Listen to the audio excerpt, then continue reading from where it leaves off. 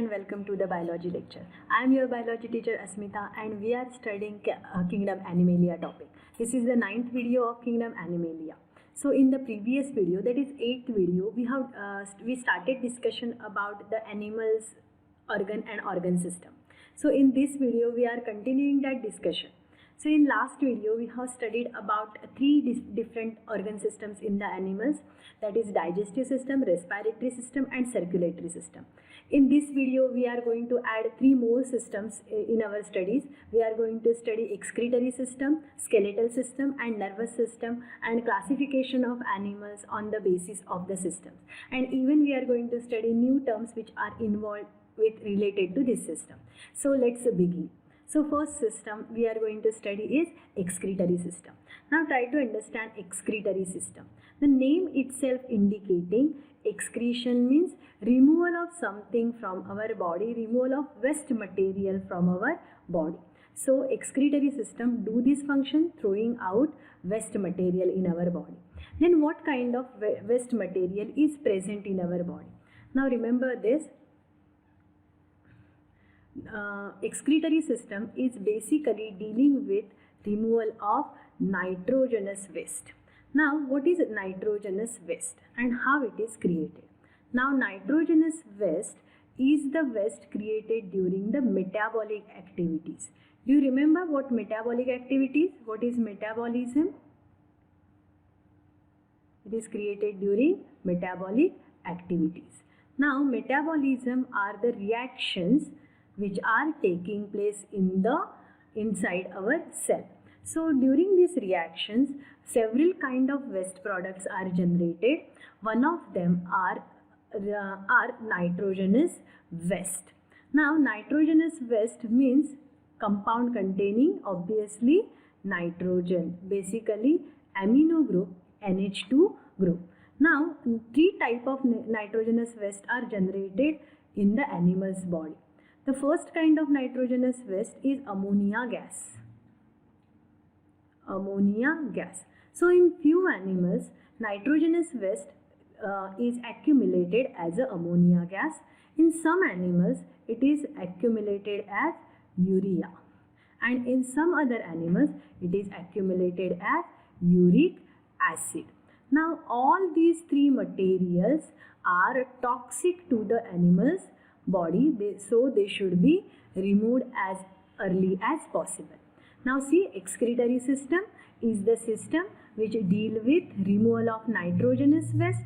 Nitrogenous waste is generated during metabolic activities, means whatever reactions, chemical reactions taking place in inside our cell, during that process nitrogenous waste is generated. Now nitrogenous waste basically contain amino group. See, NH2 means amino group. Amino group is maybe in the one of the three form. It is in the form of ammonia gas, or it is maybe in the form of urea, or maybe in the form of uric acid. All these three are toxic to the toxic to the animal's body, so they should be removed as early as possible. So when we come to the animal classification, on this basis animals are classified into three different types on the basis of their nitrogenous waste. So the first type is aminotelic animals, and the type is called as aminotelism. Now in these animals excrete their waste as a ammonia. Now remember this thing, ammonia is a gas. So here the nitrogenous waste are removed in the form of gas, but for the removal of ammonia we need lot of water. Animals need lot of water. So only aquatic animals could be aminotelic. So bony fish are aminotelic, then sponges are aminotelic, then coelentrates are aminotelic. So they should be staying in the water. Otherwise they cannot remove nitrogenous waste as a ammonia. Understanding? Now next type of animals are uricotelic animals or uricotelism. So here they excrete waste product as a urea. Now urea is also toxic, but comparatively less toxic than ammonia, and it need little bit less amount of water water than the excretion of ammonia. So the animals which are living on the land and getting enough amount of water, means they are drinking enough amount of water, those animals could be ureotelic. Human being is ureotelic. We excrete our nitrogenous waste during urination in the form of urea, and we need water for that, but not a lot of water. Okay. Then a third one and the last one is uricotelism. Now they excrete their nitrogenous waste as a uric acid. Now when we consider this uric acid is very less toxic, and it can be stored in the body. It can be stored for longer duration in the body, and it need very less water for their excretion, and basically they need less water, as well as uric acid is excreted as a solid crystals. Okay, so basically all birds, hens and all, excrete nitrogenous waste as a uric acid, and they excrete it during their excretion of fecal matter. So they don't urinate separately. In the fecal matter they throw out nitrogenous waste also. So on the basis of excretory system, there are three different type of animals. First one is, yes, aminotelic. Second one is uricotellic, and second one is ureotelic, and third one is uricotelic. So this is all about excretory system. Let us learn the next system, that is skeletal system. Now skeletal system means basically bones and everything whatever gives support to our body. Now it gives shape, support and protection to our body. Now one more thing, in humans we know that bones are giving shape to our body. If we don't have bones inside our body is just a mass of fat and mass of muscles which won't be having any shape. Now, but every animal is having some or the other skeletal system. Okay. Now, when we consider animal on the basis of their skeleton, classification of animals on the basis of their skeleton, or whatever different skeletal systems present in the animal, there are basically two type of skeletal systems present in the animal. One is called as endoskeleton. Now here name itself indicating, endo means inside. Endo means what? Inside. Okay. And another type is exoskeleton. Exo means outside. So name only indicating endoskeleton, present inside the animal and inside the animal body, and exoskeleton present outside the animal body. So let us consider what endoskeletons we are having. Now many higher animals are provided with endoskeleton. For example, all vertebrates, we are having bones and or cartilage. In humans particularly having bones and cartilage as their skeletal system, endoskeleton. But some lower level animals also show presence of endoskeleton. For example, sponges show the presence of endoskeleton, and it is in the form of spicules. Okay, and Echinodermata, that is starfish. Starfish is also having endoskeleton, and it is in the form of calcareous plate. So this is about endoskeleton. Now let us shift to the exoskeleton. Exoskeleton meaning is present outside the body. It is covering the body. Now if you see any time, if you observe any time, all arthropods means basically crab, prawns, insects, all are outside, their body is covered by exoskeleton. But other animals are also having exoskeleton. Let us see which animals are having what different type of exoskeleton. Now see, when we consider arthropoda, just I told you about insects, and then crabs, then prawns.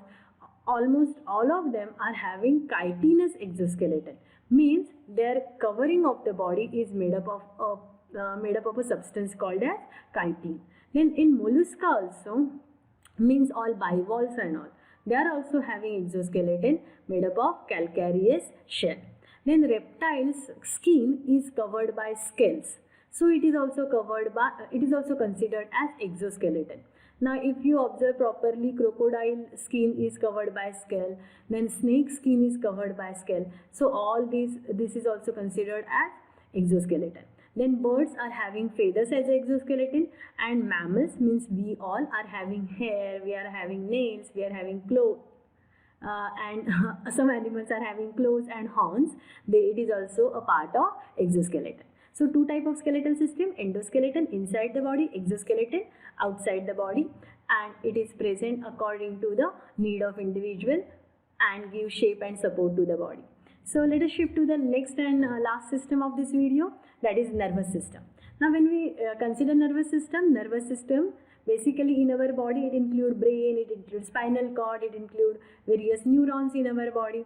But when we consider nervous system, basically it is dealing with control and coordination of body. What my left hand is doing, my right hand know that, okay? What my eyes are watching, my legs know that. So likewise, this control and coordination between different systems is brought about by nervous system. So, in animals directly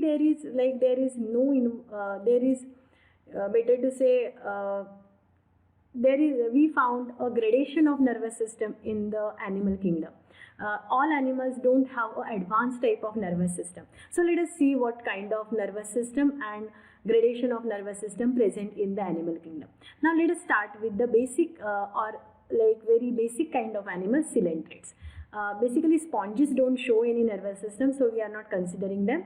So coelenterids are the one who show the presence of nervous system. A very primary level of nervous system they are showing, it is called as diffused type of nervous system. Means in the body just neurons, means nerve cells are present here and there. They are not themselves very well coordinated, so it is called as the diffuse type of nervous system. Then secondly, flatworm, little advanced nervous system is found in the flatworm and roundworm. Their nervous system is called as a ladder type of nervous system. Now when I consider ladder type of nervous system, ladder means literally it is a ladder. Okay, so this is it's like this. Okay, one nerve cord, one literally nerve cord, and here some neurons and here some neurons, and it is like a ladder type nervous system. Then when we come to the little advanced case, annelida show really advanced nervous system called as ganglionated nervous system. Now try to understand what is ganglionated nervous system. Ganglia means accumulation of neurons. Suppose this is a ganglia, it will be having few nerve cells, okay, few neurons, so called as ganglia. What is ganglia? Accumulation or group of nerves. So it is having one ganglia, then connected to the next ganglia, okay, then connected to the next ganglia. So likewise, whole nervous system is made up of many ganglia called as ganglionated nervous system.